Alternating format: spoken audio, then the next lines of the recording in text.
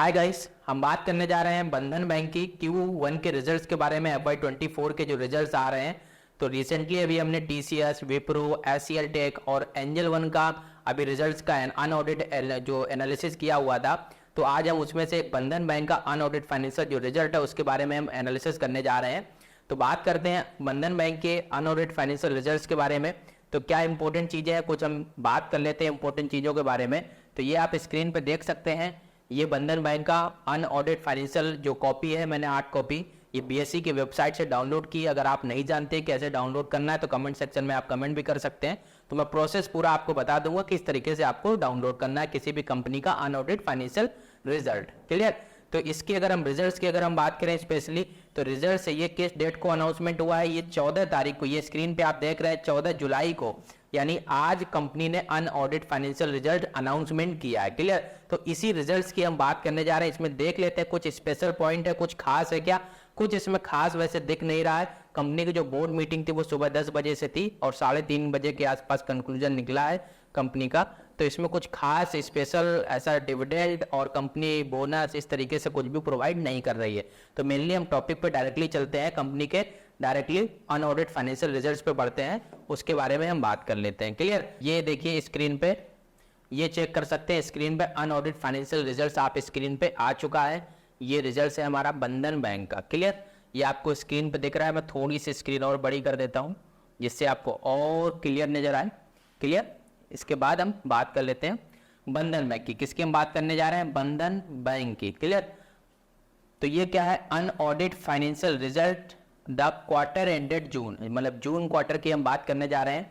अब इसमें क्या इंपॉर्टेंट चीजें हैं वो आपको ध्यान देने योग्य है। सबसे पहले इसमें क्वार्टर, ये ईयर ऑन ईयर, पहले 30/6/2022 मतलब पिछले एक साल का ये आप फिगर देख रहे हैं स्क्रीन पे, और ये मार्च एंडेड क्वार्टर का है, और ये रीसेंट क्वार्टर के रिजल्ट्स हैं, मतलब रीसेंट में क्या परफॉर्मेंस किया वो इस कॉलम में आप देख सकते हैं। क्लियर?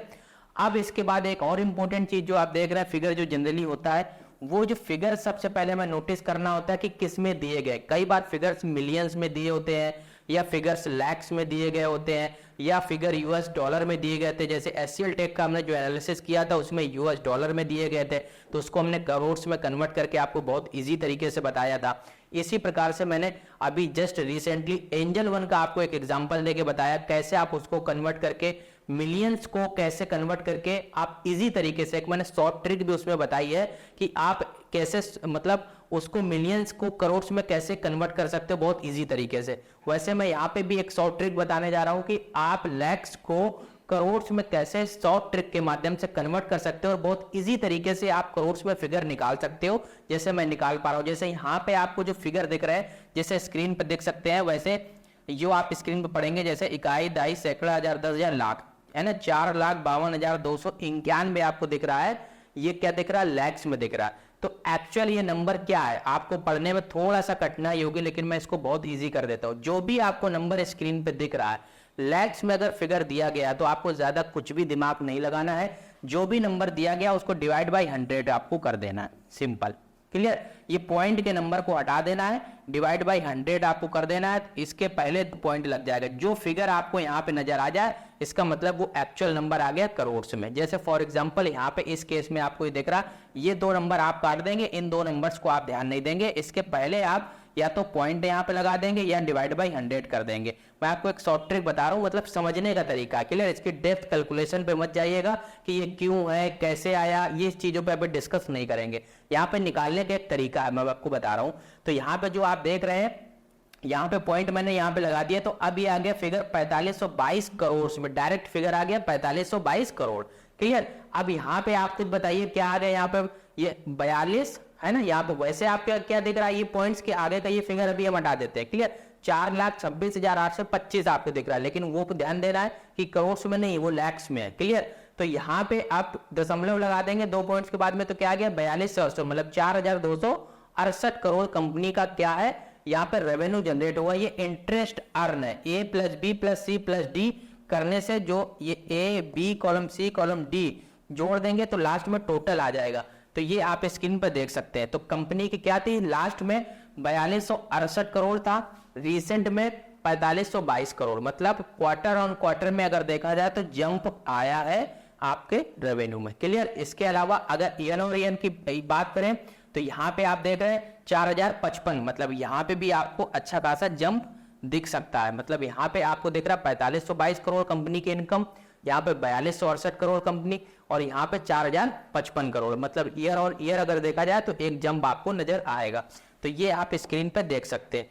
टोटल इनकम की अगर हम बात करें, जो टोटल कंपनी ने इनकम जनरेट की वो कितनी है, वो आप ये देख सकते हैं स्क्रीन पर। टोटल इनकम किस तरीके से यहाँ पे जनरेट हुई है, मैंने आपको बताया फॉर्मूला बहुत सरल है, 4908 करोड़। बस आपको इतने अंक 4 लेने हैं, 4908 करोड़, यहाँ पे 4897 करोड़, यहाँ पे 4385 करोड़। क्लियर। स्क्रीन पे फिगर आप देख सकते हैं, 4385 करोड़ थी, 4385 सीधे 4908 करोड़ कंपनी का जंप आया। क्लियर। ये आप स्क्रीन पे देख सकते हैं। इसके बाद में एक्सपेंसेस की बात करें तो ये बहुत सारे एक्सपेंस आप देख सकते हैं स्क्रीन पे।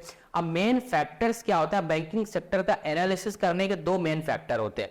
वैसे जनरली बहुत सारे फैक्टर्स होते हैं, लेकिन फिलहाल अगर अनऑडिट कर रहे हैं हम इसको, तो इसमें 2 मेन फैक्टर हम देखेंगे। सबसे पहला इंपॉर्टेंट फैक्टर ये देखेंगे कि कंपनी के प्रोविजंस कितने हैं। तो प्रोविजंस की अगर बात करें तो ये पॉइंट जो आपको स्क्रीन पे दिख रहा है, ये प्रोविजंस का सेक्शन आपको जो नजर आ रहा है, तो ये इंपॉर्टेंट सेक्शन है। यहाँ पे 602 करोड़ का कंपनी का जो प्रोविजंस है, और पिछला जो था वो 734 करोड़ का और 642 करोड़ का जो प्रोविजंस था कंपनी के। ये प्रोविजंस है, ये कंपनी पर मैटर करता है कि कंपनी के कहीं ज्यादा प्रोविजंस तो नहीं है। क्लियर। तो ये कंपनी के मैटर करते हैं अल्टीमेटली। तो प्रोविजंस की बात करें तो कंपनी के ये प्रोविजन 602 करोड़ के प्रोविजंस है। एक पहला ये फैक्टर हो गया। दूसरा फैक्टर ये देखना होता है कंपनी के कि अल्टीमेटली देखा जाए, जैसे अभी हम बात कर लेते हैं नेट प्रॉफिट, पहले कंपैरिजन कर लें फिर दूसरे फैक्टर पे बढ़ते हैं। तो नेट प्रॉफिट जो कंपनी का आया वो कितना आया देख लेते हैं। यहाँ पे 721 करोड़ का कंपनी का क्या है, नेट प्रॉफिट जनरेट हुआ है ये कंपनी का 721, और यहाँ पे 808 करोड़ का कंपनी का जो मार्च एंडेड क्वार्टर था, और ये 886 करोड़ का। आप कंपैरिजन आप कर लीजिए लास्ट ईयर, मतलब 886 से 721 ये ड्रॉप डाउन हुआ है नेट प्रॉफिट में। इसके अलावा लास्ट क्वार्टर की बात करें तब भी कंपनी का 808 से 721 करोड़ का यहाँ पे भी ड्रॉप डाउन दिखेगा। इसकी वजह भी और भी है, कारण उसके पीछे के हैं 2, मैंने आपको बताया। एक कारण आपको पहले बता दिया कि क्या है, प्रोविजंस। दूसरा रीजन क्या है आपको मैंने बताया, दूसरा ये बताने जा रहा हूं, दूसरा रीजन है आपका एनपीए। क्लियर। दूसरा क्या होता है, बैंकिंग के लिए सबसे इंपॉर्टेंट फैक्टर जो होता है वो होता है एनपीए। कहीं एनपीए कंपनी का इंक्रीज तो नहीं हो गया, ये इंपॉर्टेंट चीज होती है। तो एनपीए की अगर हम बात करें कंपनी का, तो ये आप देख सकते हैं 6, यहाँ पे स्क्रीन पे आप देख पा रहे हैं, ये एनपीए कंपनी के है टोटल, और ये ग्रॉस एनपीए और नेट एनपीए। तो ग्रॉस एनपीए और नेट एनपीए की अगर बात करें, यहाँ पे आप देख सकते हैं, यहाँ पे 1749 करोड़ के ये एनपीए है कंपनी के। इसके अलावा 1228 करोड़ के एनपीए, यहाँ पे थोड़ा सा डाउन हुआ था, और यहाँ पे आप देख सकते हैं स्क्रीन पे 2140 करोड़, मतलब 2140 करोड़ के कंपनी के एनपीए, मतलब एनपीए कंपनी के इंक्रीज हुए हैं।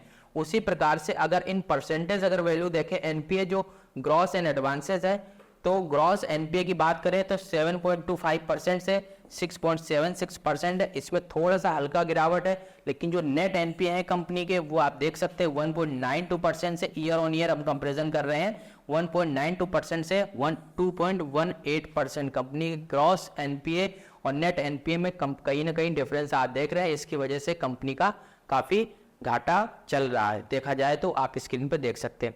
तो इसमें अगर देखा जाए तो खास और कुछ एनालिसिस करने के लिए भी है नहीं, इतना ही था कंप्लीटली जो मैंने आपसे डिस्कशन किया।